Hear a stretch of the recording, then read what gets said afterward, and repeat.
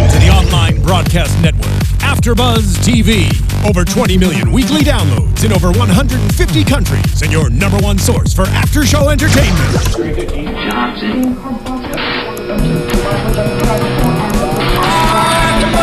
AfterBuzz TV, the destination for TV superfans. Producing aftershows for over 300 of your favorite TV shows. Interviewing celebrities and showrunners. And bringing you behind-the-scenes exclusives. All thanks to E! Entertainment's Maria Menounos, producer Kevin Undergaro, and internet leader Akamai.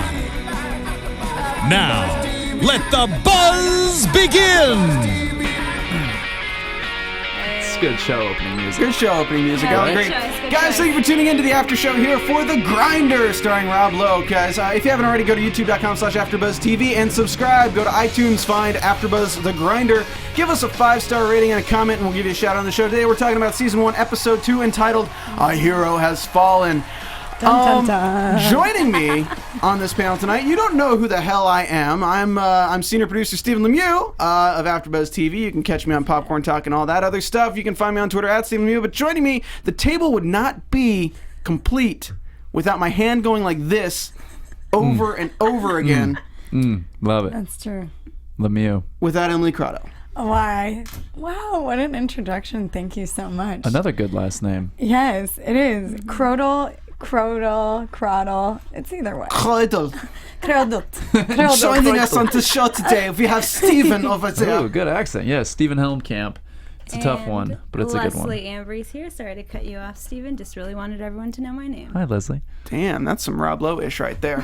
Cutting people off to get your name out there. I watched both episodes today. I got to say something about this show. I really love Rob Lowe. Like, period. As an actor, he is one of the most entertaining people to watch on the screen ever. If you ever watch Californication, brilliant in that. In the Behind the Candelabra, the documentary. The drug dealer, or he's like the drug. He's like the guy, Hollywood drug Matt diet Damon, guy, and his drugs, and yeah, his face is like tied back with like. It's hilarious.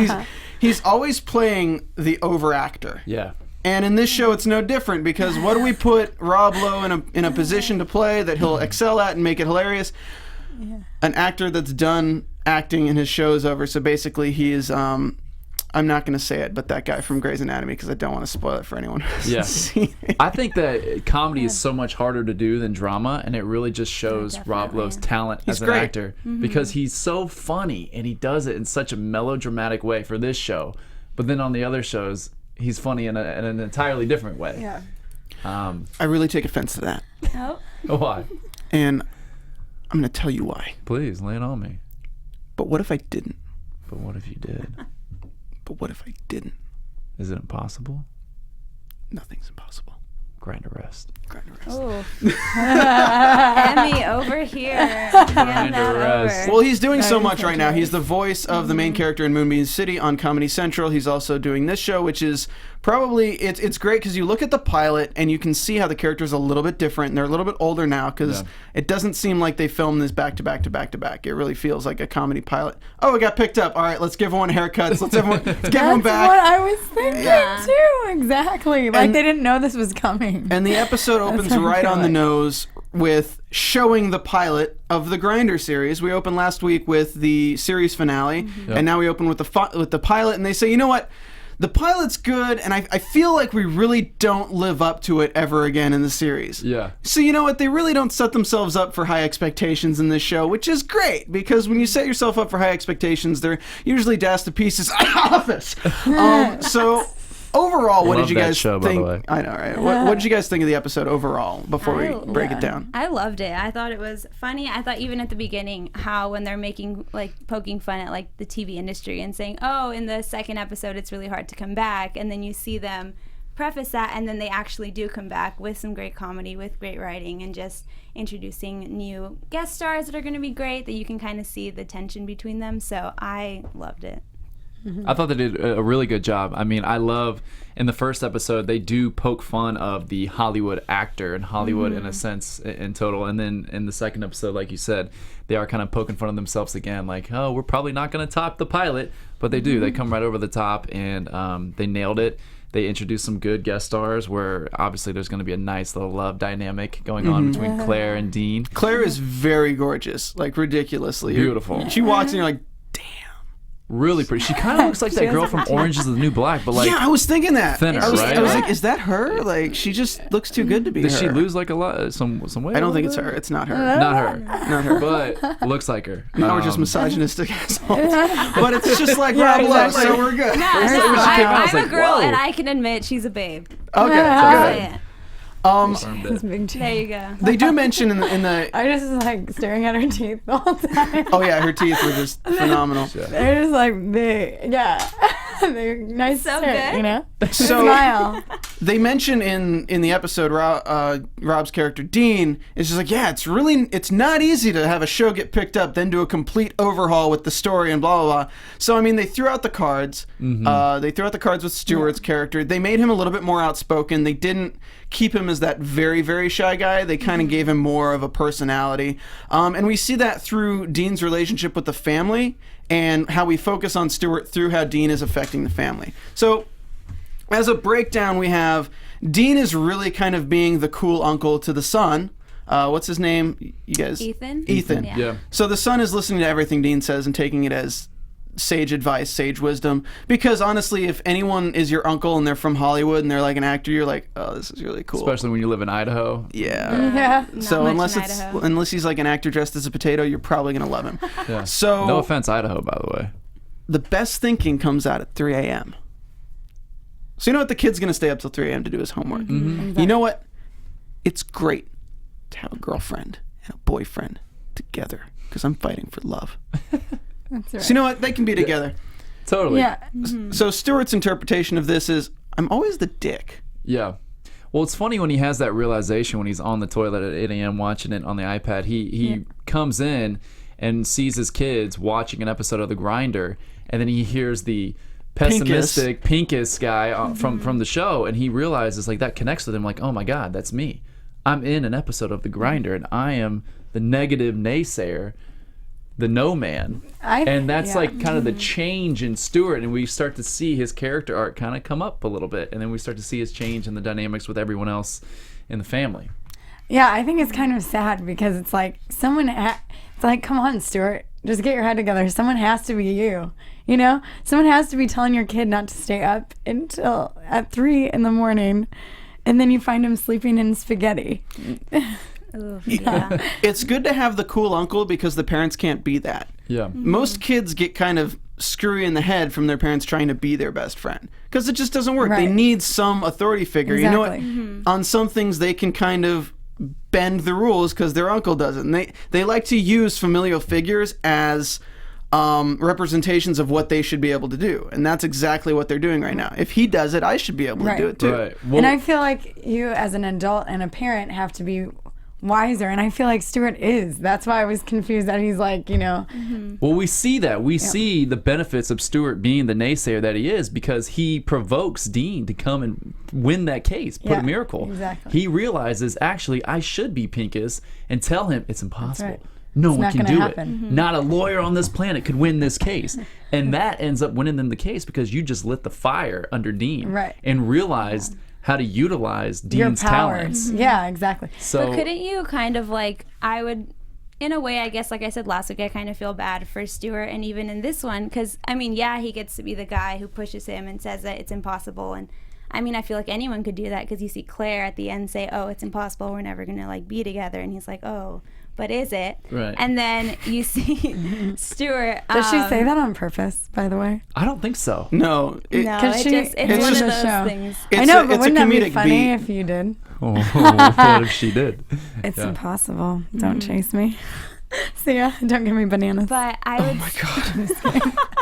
Love There's a banana story behind that. That's the after show. that's the You need to get rid of fruit, and you're on the street, and Emily walks past the you. after show. She'll take it from you. and she'll give you her number for taking it for you. Guys, So the more yeah. you know. here you go. Here you go. Oranges and apples. Oh my goodness.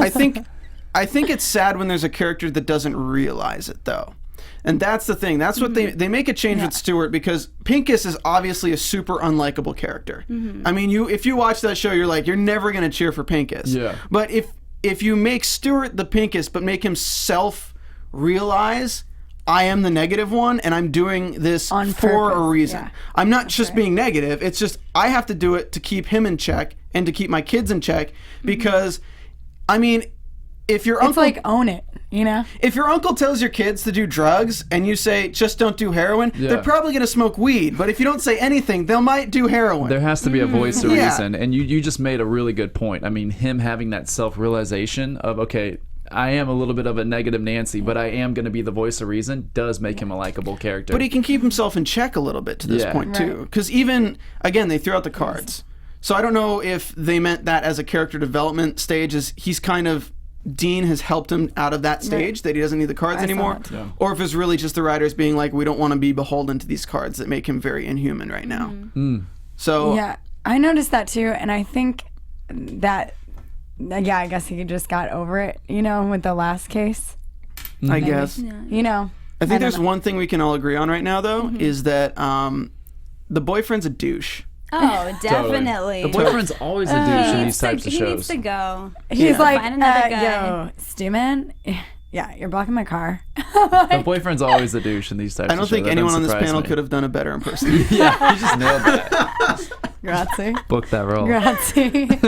Yeah, he's a douche. get But on how it. funny was that case, though, when he comes in and pulls the miracle and wins that case? Yeah, so he wants to attack Love. Yeah. Or no, he wants to defend Love. Yeah, Yeah, I was like, wait, no. So we enter. Basically, this is the Grinder version of the Chewbacca defense from South Park. Is the defense that nobody can argue with? I know. I can't. Is they admitted to it. They completely admitted that they knew about the policy and they did it and they left and it's fine. But what if it wasn't? Right. It's so he wins the case by basically being annoying and threatening to take Filibuster, up basically. threatening to take up Exactly. weeks of people's time. And the employer is just like, I don't even have time for it anymore. Screw it. I'll hire them back. What else? I've got to. By the way, I was thinking that was going to happen. Whenever they saw those cases, I was like, oh, this is gonna be one of those where he just is gonna give in. Just lays it on him. Yeah. And I love how small and insignificant the cases are. I know. But it's such a huge win for May everyone. 1st. Do you remember when Claire spilled coffee on her pants? What was she wearing? What was she wearing? Like, what's going on? What was Emily wearing when your client handed her banana outside of AfterBuzz Could you TV imagine studios? having to go through that day by day for years of employment as these two people worked for? Well, It was only 2 years. Still, every That's day. still a long That's a time, lot. yeah. I mean, Why do you have to remember it, though? Why does he have to say? He just would have to say, yes, I do. It's basically because it could still technically be evidence because it's an employee-based case. It's like every event prior to their relationship can pertain to them being in a relationship, can be an event in which their relationship could have negatively affected other people. Yeah. So everything could technically be included in evidence. Only an idiot would want to include everything in evidence. right. Yeah. But And spend all that time. Yeah. so you got the guy for an hour, you gotta just make it. It's funny because they're using some writing tactics they use in Better Call Saul. I do the after show for that when it's around, with finding clever things in the law.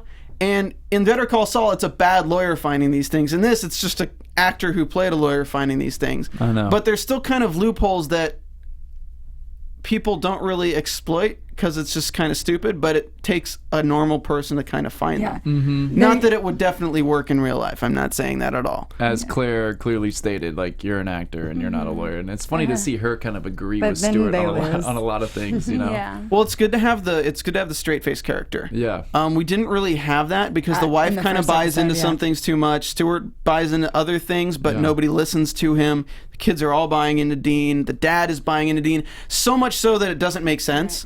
You're like, how the hell does this guy run a law firm if he's just going to like trust his idiot actor son with everything? So having that character to bring you back down to earth, she is the anchor to the planet where you're like, no, it's a Yeah. I didn't really like it. It was nice to see Stuart kind of have that like beacon of light saying like, I'm not crazy. I'm not the only one who thinks this is completely ridiculous that my actor brother thinks he's a lawyer and is actually trying cases with him. It's cool to see Stuart kind of have that win. But where are you guys from? I'm from Florida. From Florida? Pensacola LA. Beach. Born LA. and raised. Illinois, Bougie. Southern. Hey. Okay, so Oh, nice. No, from the hood. Emily and Steve, I don't know about Midwest. you. You know, in small towns, like people who get just some level of recognition just become heroes. That happened. I'm from Cary, North Carolina, and when Clay Aiken got second place at American Idol, there was a mural. He was touring in the state parade and all that. Oh my gosh. So imagine somebody who had like several seasons of a show on television that everyone watched. Everyone from the town knows him. Like it's going to be interesting when they take this show outside of Idaho. Because I feel like they have to at some point. They have to get on a case that takes them to the Supreme Court, and that's got to be that's got to be the season finale. Is they're at the Supreme Court and something happens. Well, and there's a good chance where he could get schooled like he did by Claire, before the final case where he threatened to take up everyone's time. That was actually kind of cool to see Rob kind of go into his depression. Rob Dean, but to see him get schooled because it's been such a coast for him all the way so far. Everything's been lolly-dolly and everything's been working out so fine. And then he really meets a tough lawyer who calls him out and kind of makes a little fool out of him in the room. I like how they played it too, because you can hear all the melodramatic music, and it's like you're in his brain, like that's all I can hear right now. It's like, leave me alone. He's completely at rock bottom. Yeah, it's rock bottom. And I love what he does. Did anyone notice this? Like, I want to go to the batting cages. And he created his own montage of depression. It was such a cliche of sad movie montages. He's like, I can't even hit the ball. On a bus. And then there was something else though. He was just sitting in an armchair. And then he finally has to get up, and it's like the slowest get up that you ever Oh, the wife see. comes by. He walks by the kitchen table and is talking in the corner. Everything he does is blocking movements. The guy doesn't act like a human. He's blocking his life. Where are you going? Well, it's like he's been such a table. melodramatic actor on this show for so long. That's like carried over to who he really is in his real life. And Dean, outside of the Grinder TV show, he's this melodramatic human being. Yeah. It's hilarious. He's pretty much his character. Wait, outside of the Grinder TV show or outside of the Grinder TV show about the Grinder TV show? Yeah, we just went deep in. Dude, I think I think there should be a commercial like, you don't want to be this melodramatic Rob Lowe. That'd be awesome. I think DirecTV's. Hi, I'm Rob Lowe from The Grinder, and I have DirecTV. Hi, I'm Dean who plays Rob Lowe, who plays The Grinder, and I have blah. Yeah, it's like that's perfect. Oh gosh. I was in a Dairy Queen commercial, and so in St. Louis they put me on the radio. That's like the Grinder thing. I did a Jack in the Box commercial. I said it's delicious and it's original. And I got $5,000 for eating a burger. So lucrative. I know what, LA, welcome. Yep, we got to talk about the scene in the theater though, real quick, where he's just like hit rock bottom. I was like, I think people might have it worse than you someplace. Like, you mean people AIDS? with AIDS. Oh my god. Well, not really anymore. Not a good example. Oh yeah, because there's treatments for it. It's manageable. Yeah, it's not really a death sentence like it used to be. Just no compassion. He's great. Just his ignorance, like his situation is comparable to AIDS. You know what it reminds me of? That's what he aligns it with. Dude, it reminds me. I'm not even kidding. You're gonna think this is crazy, but Born Supremacy. They ingrained it in his mind, and I feel like it's just ingrained. So anytime he hears a code word like impossible, it triggers his superhero. I think. Sorry, go ahead. I think it's more like when they were talking about this show, they're like, all right, let's take Rob Lowe, who already just likes to be the melodramatic actor. Let's make him a Zoolander of a law show, and let's put him back with his brother's family, who is a real lawyer. Yeah. And there you go. You have Zoolander living with his brother, who's a real intelligent model or something like that. I mean, that's kind of the premise for the show. It works out really well. I'm trying to see what we forgot to go over. You have other lawyers, depression. We talked about that a little bit. That's all I can see. And the conclusion. I mean, the conclusion is they hire Claire at the law firm. And that's great because every lead needs a female interest, or if it's a female lead, needs a male interest. A love dynamic there. Yeah, you know what I mean? It keeps and the people watching. In the first episode, I was wondering. But do they? Well, are we going in this do they, don't they thing? All right, let's do it. No, it's fine. Okay, we missed the beat. It's a little overplayed. Dude, I just was going to say, okay, Ben Savage, he totally said this line before in Boy Meets World. he was like, I thought I'd find you here. When he's talking to Rob Lowe, you know? He totally said that to Topanga whenever he goes in her dorm room.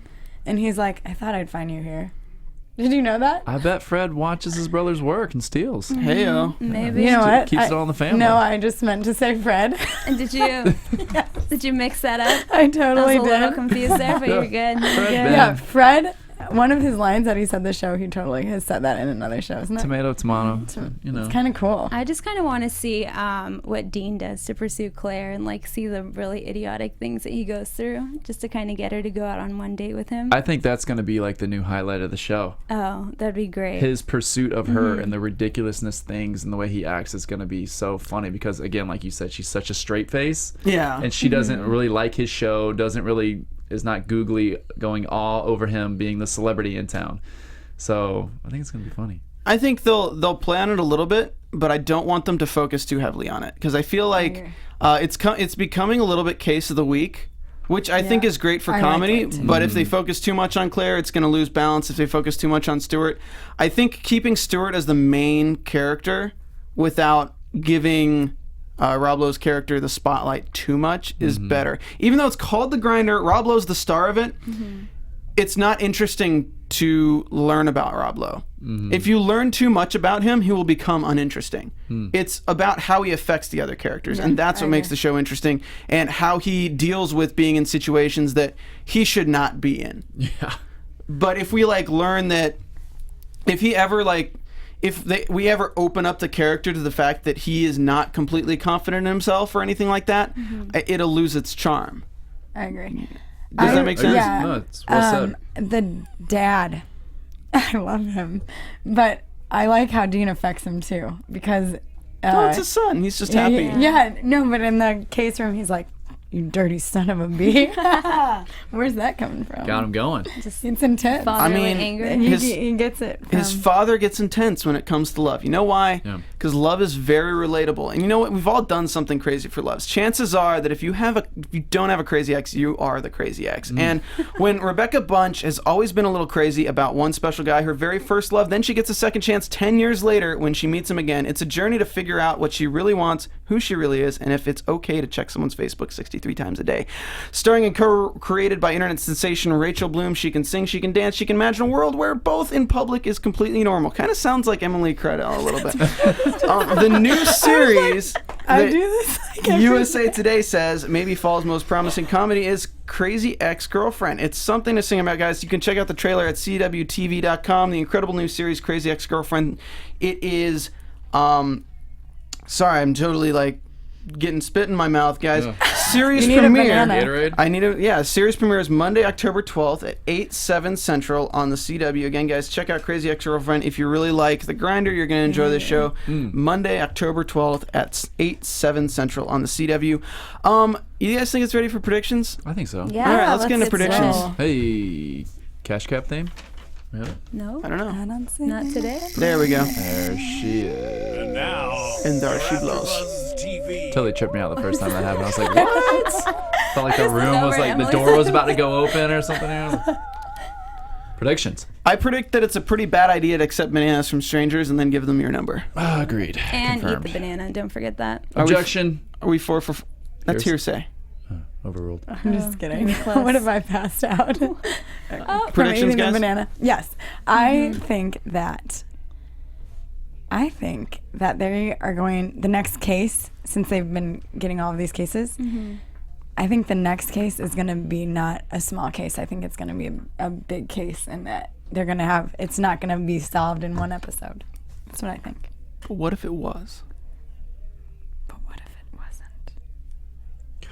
Boom. I believe that the love dynamic will obviously blossom. I believe that Dean is going to pull off another ridiculous miracle and win another case in some absurd fashion, because that was just too entertaining for it not to happen again. That's my prediction. Grinder rest. Love how dramatic it is. I predict there's going to be a little bit more we're going to see of Lizzie's boyfriend, and maybe a little more camaraderie with him and Dean, and kind of put him to rest and have him stop being on the episodes. The douche? No, Yeah, the douche he needs can't. to go. Dude, I think he's Lizzie's gonna go. overplayed with guest stars. I think Lizzie's gonna break up with him. She's gonna. I think realize Lizzie's it. gonna go against her dad and go. And maybe the next case will be she gets kidnapped because she tried to go over to her boyfriend's Let's check house. that banana that she ate earlier, maybe? Now we're switching over to Should we like a check that? CSI episode here. I'm going to tell you what happens on the next episode Please tell of The us. Grinder. Lay some truth on us. On the next episode of The Grinder, Stuart's going to be pushed to the limit. Oh, God. He's going to realize that his son and his daughter look up to Dean more than him. Wow. The straw that breaks the camel's back is when Dean is found sleeping with his wife. No, not kidding. I'm totally kidding about We that. went heavy. But Got dark there for a minute. That's a we whole need to nother put turn. Stuart in a position where Dean has to defend him in court. Ooh. Ooh, Stuart gets caught red-handed on Oh, something? I don't like. New writer over here for the I think Grinder. Yeah. I think something Hire in this Stuart's. guy. Actually, I think it'll be something Dean does that doesn't realize is perjury or something like that. And that's it's going to put interesting. Stuart in hot water, and Dean's going to be the one who has to get him out.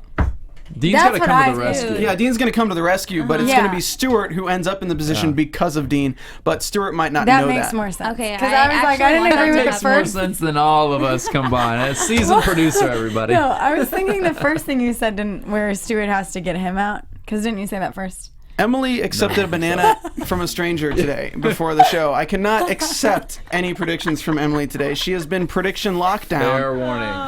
That's our show for the day. Guys, where can we find you on Twitter? You can find me at Leslie M. Ambrose. Tweet away. I don't. My handle's under construction right now. I believe it's still my name, Stephen Helmkamp. Weird. At Emily Crodel, like Yodel, on Instagram, Twitter, and Facebook.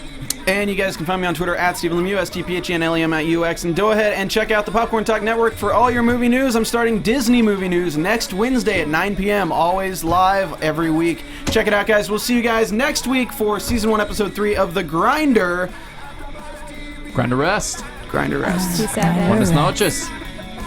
From executive producers Maria Menounos, Kevin Undergaro, Phil Svitek, and the entire AfterBuzz TV staff, we would like to thank you for listening to the AfterBuzz TV network. To watch or listen to other after shows and post comments or questions, be sure to visit AfterBuzzTV.com. I'm Sir Richard Wentworth, and this has been a presentation of AfterBuzz TV. The Grinder Grinder Rest. Grinder rest. The views expressed herein are those of the host only and do not necessarily reflect the views of AfterBuzz TV or its owners or principals.